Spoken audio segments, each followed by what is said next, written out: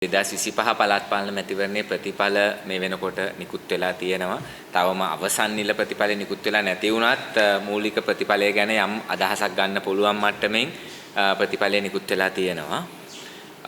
එතකොට අපි මුලින්ම ජනාරගල සන්ධානය ලෙස ස්තුති කරන්න ඕනේ අපිට ඡන්දය දීමෙන් රැස්වීම් සංවිධානය කිරීමෙන් වෙනත් ආකාරවල විවිධ මට්ටමේ උපකාර දීමෙන් මැදිහත් වෙච්ච සියලු දෙනාට මේ වෙලාවේ අපි මෙවර පළාත් පාලන මැතිවරණය සඳහා ආයතන 159කට නාම යෝජනා ලබා දුන්නා.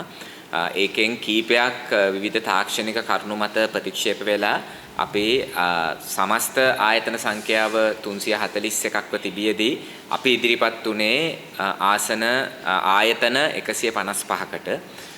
පළාත් පාලන ආයතන විවිධ ප්‍රාදේශ සභා නගර සභා මහනගර සභා 341ක් අතරින් 155ක් සඳහා අපි 154ක් සඳහා අපි සක්‍රියව මැදිහත් වුණා. එතකොට මේ ඒ ආයතන වලට ඉදිරිපත් වීමෙන් අනතුරුව අපිට ඡන්ද විදියට ඡන්ද 50492ක් ලැබිලා තියෙනවා. ඒ වගේම ආයතන කිහිපයක එක മന്ത്രി ධූරයේ බැගින් മന്ത്രി ධූර සඳහා අපේ 16 දෙනෙක්ව නියෝජිතයන් තේරිපත් වෙලා ඉන්නවා. අපි මෙවර මැතිවරණයේදී පළාත් පාලන මැතිවරණයේදී ජනාරගල සන්ධානයේ විදිහට අපි ඉදිරිපත් උනේම සහ අපි ඡන්දය ඉල්ලුවේ ප්‍රධාන තේමාවල් කීපයක් එක්ක. එකක් අපි ඉල්ලා හිටියා ආණ්ඩුව ගෙනියන වැඩපිළිවෙල සම්බන්ධ යම් ආකාරයක සංඥාවක් ඉදිරිපත් කරන්න කියලා ජනතාවගෙන් අපි ඉල්ලුවා. ආණ්ඩුවට පණිවිඩයක් දෙන්න ජාත්‍යන්තර මූල්‍ය අරමුදලත් එක්ක යන වැඩපිළිවෙල, ණය ප්‍රතිහෝගතකරණය සඳහා ගිහිල්ලා තියෙන වැඩපිළිවෙල, ඉන්දියාවත් එක්ක ගිවිසුම් අත්සන් කරලා සහ ඒ ගිවිසුම් පිටපත් හෙළිදරව් නොකර යන වැඩපිළිවෙල, පස්සේ ත්‍රස්තවාදයේ වැළැක්වීමේ පනත, සමාජ මාධ්‍ය පනත ඇතුළු මර්ධන නීති සම්බන්ධ ස්ථාවරය, මෙන්න මේවා සම්බන්ධ ආණ්ඩුවට යම් පණිවිඩයක් ලබා දෙන්න ඒ සම්බන්ධ ජනතාවගේ අනුමැතිය. ඊට පස්සේ දෙවෙනි පැත්තෙන් අපි කිව්වේ පසුගිය මහමැතිවරණයේදී සහ ජනාධිපතිවරණයේදී ජනතාව විසින් ප්‍රතික්ෂේප කරපු මෙච්චර කාල පාලන බලය හොබවපු කඳවුරු දෙක ඒගොල්ලෝ මේ ආණ්ඩුවේ අඩුපාඩු භාවිතා කරමින් නැවත හිස ඔසවන්න හදනවා. ඒගොල්ලන්ට නැවත නැගිටින්න දෙන්නේ නැහැ කියන පණිවිඩය දෙන්න. ඒ වගේම අපි සම්බන්ධයෙන් අපි කුඩේ ලකුණෙන් ජනාරගල සන්ධානයේ ඉදිරිපත් වෙද්දී අපි මූලික වශයෙන්ම ජනතාවගෙන් ඉල්ලා හිටියේ ජනතාවගේ උවමනාවන්, ජනතාවගේ ප්‍රශ්න, ඒවට විසඳුම්, ඒ සඳහා මැදිහත් වෙන්න පුළුවන් මහජන බලයක් හදන්න ඕනේ. ඒක එළිය හදන්න ඕනේ. ඒක නියෝජිත ආයතන ඇතුලේ නෙවෙයි, නියෝජිත ආයතන වලින් එළිය හදන්න ඕනේ. පුළුල් මහජන ව්‍යාපාරයක් හදන්න ඕනේ. අන්නේ එළිය හදන බලයට ශක්තියක් වීම සඳහා ආයතන ඇතුළට යම් නියෝජනයක් හදන්න කියලා අපි ඉල්ලා හිටියේ. ඒකට අනුව අපි දකිනවා ජනතාව යම් ආකාරයකට ඡන්දදායකයා අපිට ආයතන ගණනාවක එවැනි නියෝජනයක් දීලා තියෙනවා සහ ඒ නියෝජනය අපි බලාපොරොත්තු වෙනවා ඒ ප්‍රදේශවල ජනතාවගේ උවමනාවන්, ඒ ප්‍රදේශ ජනතාවගේ ප්‍රශ්න, ඒ සඳහා වුන් බලාපොරොත්තු වෙන දේවල්, ඒ දේවල් වල ඇත්ත මහජන නියෝජනයක් බවට ඒ නියෝජනය පත් කරගන්නත් තවත් පැත්තකින් මේ පළාත් පාලන ආයතන, ප්‍රාදේශ සභා, නගර සභා, මහනගර සභා මහජනතාවගේ මැදිහත් වීමක් සහිත ජන සහභාගීත්ව ආයතන බවට පත් කරන්න යම් මැදිහත් වීමක් කරන්න. ඒ වගේම මේ පළාත් පාලන ආයතන තුල ජනතාවට හිතවාදී ක්‍රියාමාර්ග සඳහා අපිට ලැබිලා තියෙන නියෝජනය පාවිච්චි කරන්නත්, ඒ වගේම ජනතාවට හානි කරන ආකාරයේ යම් දෙයක් කෙරෙන්න යනවා නම් ඒ පළාත් පාලන ආයතන ඇතුලේ අපිට ලැබිලා තියෙන නියෝජනය හරහා ඒවා වැළැක්වීමට, ඒවා පරාජය කිරීමට සක්‍රිය වීමටත් අපි බලාපොරොත්තු වෙනවා. ප්‍රධාන වශයෙන් ඊටාම දුෂ්කර තත්ත්වයන් ඇතුලේ මුදල් නැතුව, ලොකු ප්‍රචාරක බලයක් නැතුව, ඊටාම අසීරුවෙන් පත්‍රිකාවක් මුද්‍රණය කරගන්න එක පවා ඊටාම අසීරුවෙන් කරමින් බස්වල යතුරු පැදිවල රැස්වීම් දවසට රැස්වීම් ගණනාවක් සංවිධානය කරමින් සහ ආමන්ත්‍රණය කරමින් දුෂ්කර තත්ත්වයන් ඇතුලේ මේ මැතිවරණ ව්‍යාපාරයට උර දුන්න සියලු දෙනාටත් අපේ ඉදිරිපත් කරපු දේශපාලන අදහසට යම් අනුමැතියක් ලබා දීම සඳහා අපිට ඡන්දය ලබා දුන්න සියලු දෙනාටත් අපි ස්තුතිවන්ත වෙනවා මේ අවස්ථාවේදී. මෙවර මැතිවරණ ප්‍රතිඵලය ගත්තට පස්සේ ප්‍රතිඵලයේ අපිට දකින්න පුළුවන් දෙයක් තියෙනවා. ඒ ප්‍රතිඵලයේ යම් ආකාරයක ජනතාව තුළ නිෂ්ක්‍රීයත්වයක් සහ ව්‍යාකූලතාවයක් ප්‍රකාශනයක් වගේ තියෙනවා. නිෂ්ක්‍රීයත්වයක් කියලා කිව්වේ මෙවර ඊටාම අඩු ප්‍රතිශතයක් තමයි ඡන්දය භාවිතා වෙලා තියෙන්නේ. දැන්ට තියෙන නිල සංඛ්‍යාලයකන අනුව 60%කට අඩු 150 ගණනක වගේ ප්‍රතිශතයක් තමයි මෙවර ඡන්දය භාවිතා කරලා තියෙන්නේ. ඒක මෑත කාලයේ ඊටාම අඩු ප්‍රතිශතයක් ඡන්දය භාවිතා කරද්දී මීට කලින් තිබුණු මහමැතිවරණය ගත්තොත් එහෙම 69ක වගේ ප්‍රතිශතයක් ඡන්දේ පාවිච්චි කරලා තිබුණා. ඊට කලින් ජනාධිපතිවරණය ගත්තොත් එතන 178ක වගේ ප්‍රතිශතයක් ඡන්දේ පාවිච්චි කරලා තිබුණා. අපි ගත්තොත් එහෙම මීට කලින් පළාත් පාලන මැතිවරණවල කොහොමත් පළාත් පාලන මැතිවරණවල ඡන්දේ භාවිතයේ අඩුවක් තියෙනවා. විශේෂයක් විදිහට තිබුණේ 2018 පළාත් පාලන මැතිවරණේ. ඒකේ 80ක විතර ප්‍රමාණයක් ඡන්දේ පාවිච්චි කරලා තිබුණා.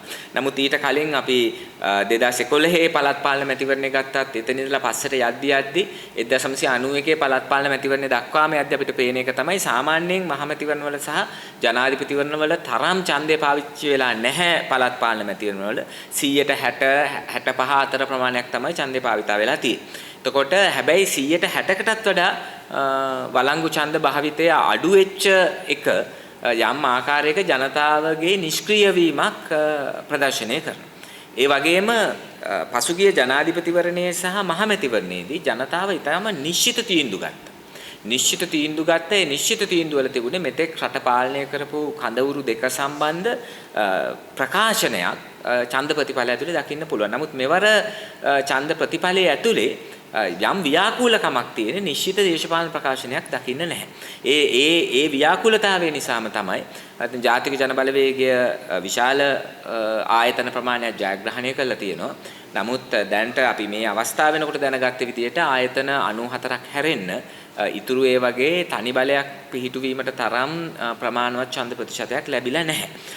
ප්‍රතිශතයේ තියෙන 50%ට වඩා අඩුවෙන් තියෙන තත්ත්වයක් තියෙනවා. එතකොට මේක අපි දකිනවා ඡන්ද දායකයා තුල ඇතිවෙච්ච එක පැත්තකින් ඡන්ද දායකයා නිෂ්ක්‍රීය වීමකට ගිහිල්ලා තියෙනවා. තව පැත්තකින් සක්‍රිය වෙලා ඡන්ද පොළට පැමිණි කෙනා වුණත් දේශපාලන වශයෙන් ව්‍යාකූලත්වයක ඉඳලා තියෙනවා. ඒක විසින් තමයි මේ අපි අද මේ දකින ප්‍රතිඵලය ඇවිල්ලා තියෙන්නේ. ඒකට බලපාපු ප්‍රධාන හේතුව තමයි දේශපාලනයේදී දේශපාලන ප්‍රතිපත්ති, දේශපාලන මූලධර්ම සහ දේශපාලන සටන් පාඨ කියන එක, දේශපාලන ලයින් එක කියන එක හරියට නිරවුල් වෙන්න ඕනේ. එතකොට තමයි ඒකට ඡන්දදායකයාගේ මැදිහත් වීමක් වෙන්නේ.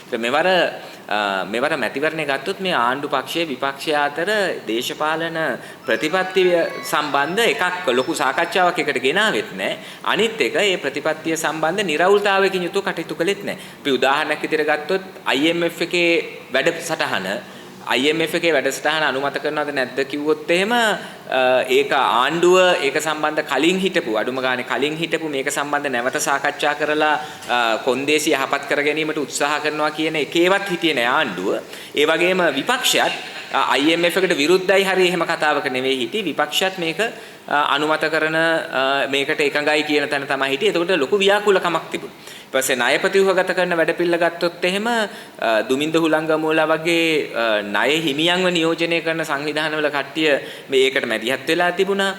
එතෙක් දැන් ජනාධිපතිවරණයේ සහ මහමැතිවරණයේදී විවේචන ලක් වූ ණය ප්‍රතිව්‍යුහගත කරන වැඩපිළිවෙල ගැන ආණ්ඩුව ඒක දිගට ක්‍රියාවේ යොදවමින් හිටියා. විපක්ෂය ඒකට එකඟ වෙනවද විරුද්ධ වෙනවද කියන එක සම්බන්ධ නිශ්චිත දෙයක් නොකිය ව්‍යාකූල වෙලා හිටියා.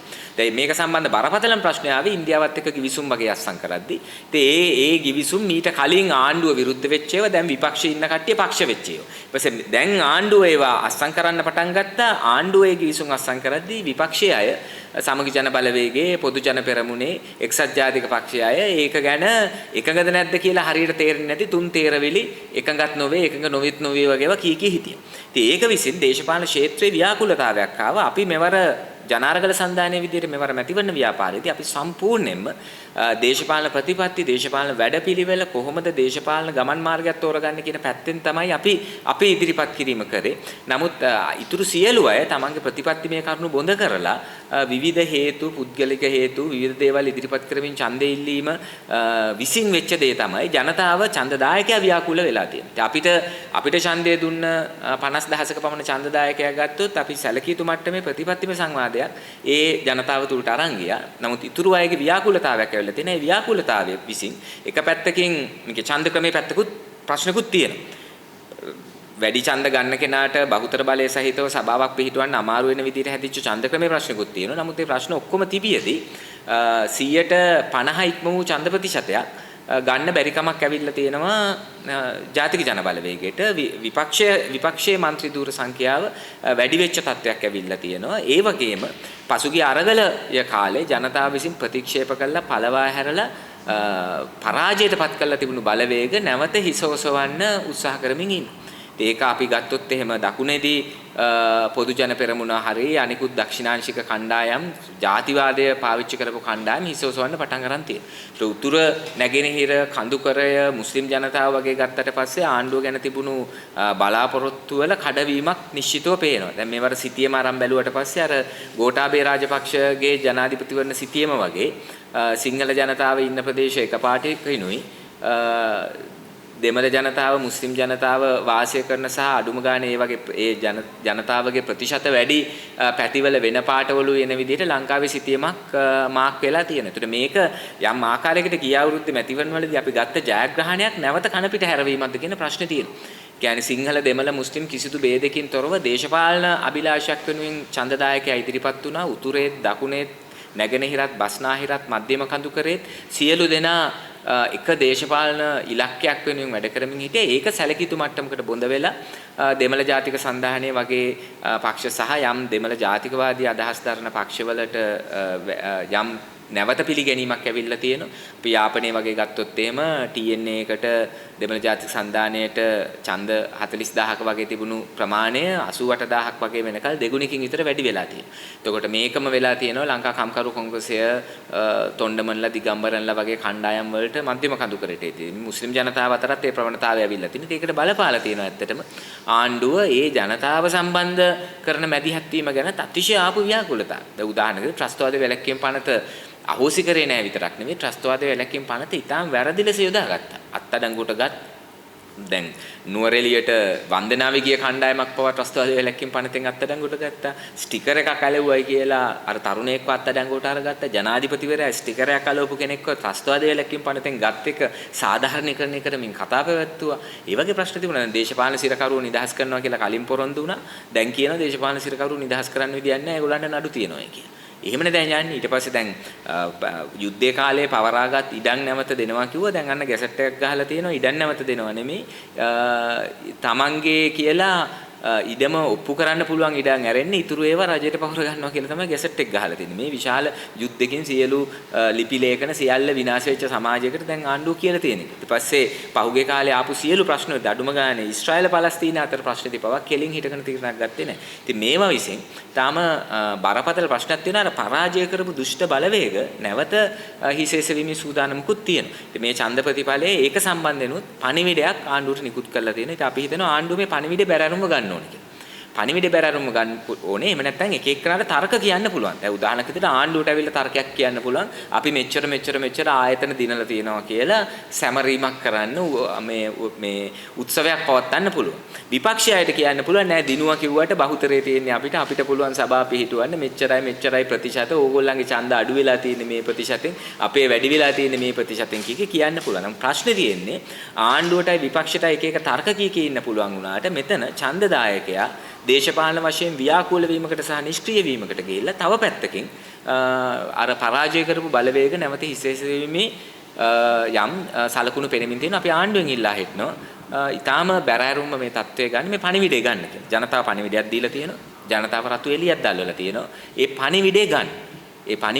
ඒ පණිවිඩය ගත්තොත් ආණ්ඩුව මේ යන ගමන් මාර්ගයේ සැලකිය යුතු වෙනසක් කරන්න පුළුවන්. ඒ වෙනස කරන්න කියන පණිවිඩය තමයි ජනතාව දීලා තියෙන්නේ කියලා අපි හිතනවා. ඒ නිසා විශාල බලාපොරොත්තු කඩවීමක් අපේක්ෂා බංගත්වයක් වගේ එකක් ඡන්ද ප්‍රතිඵලයේ පෙනෙමින් තියෙනවා. කොටසක් නිෂ්ක්‍රීය වෙලා තියෙනවා. කොටසක් මොකද්ද කරන්න කියලා හිතා ගන්න බැරුව ව්‍යාකූල වෙලා තියෙනවා.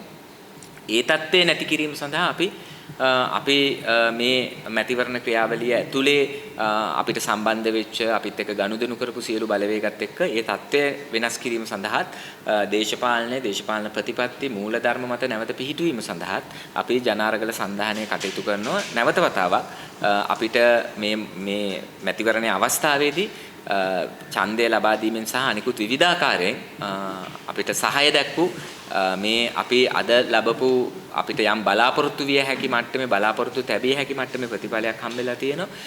ඒ වගේම අපි එළියේ හදන පුළුල් මහජන ව්‍යාපාරයකට ශක්තියක් වීම සඳහා නියෝජිත ආයතන තුල ඒ වගේ නියෝජනයක් ජනබලයේ නියෝජනයක් හැදීමේ යම් ඉඩක් විවෘත වෙලා තියෙනවා. අන්න ඒ ඉඩකඩ විවෘත කර දීම සඳහා වෙහෙස මහන්සි වෙච්ච සියලු දෙනාට නැවත වතාවක් අපි ජනාරගල සන්ධානයේ ලෙස අපේ ස්තුතිය පිරිනමනවා.